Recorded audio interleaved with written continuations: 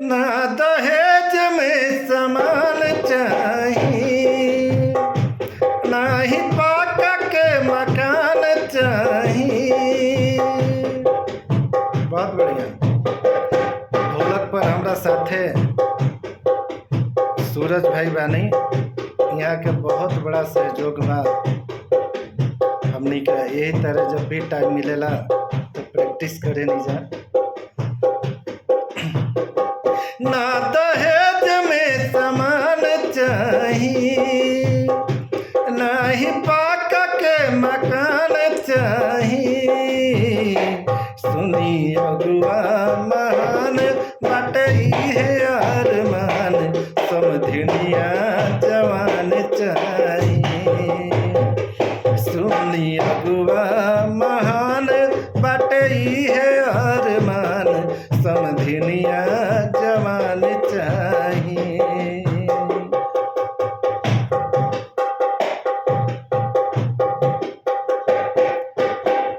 ना चाही कूलर, ना चाही हमके टीवी, बाकी निमन चाही हमारा बबुआ के बीबी।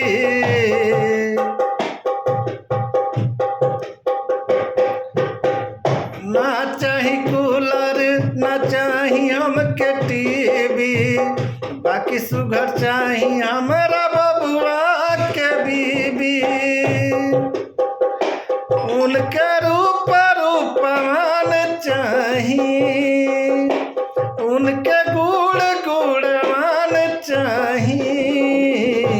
सुनी अगुआ महान बाटे है अरमान, समधिनिया जवान चाही।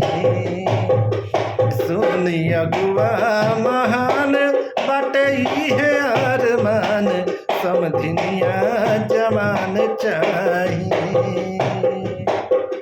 बहुत बढ़िया। आजकल ही गाना बड़ा ट्रेंड में बा, तो हम सोचनी है कि रउआ सबके सुनावल जाओ।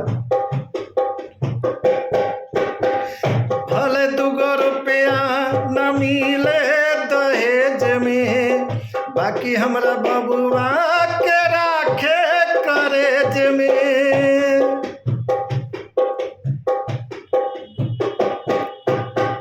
भले 2 रुपया न मिले दहेज में, बाकी हमरा बबुआ के राखे करेज में।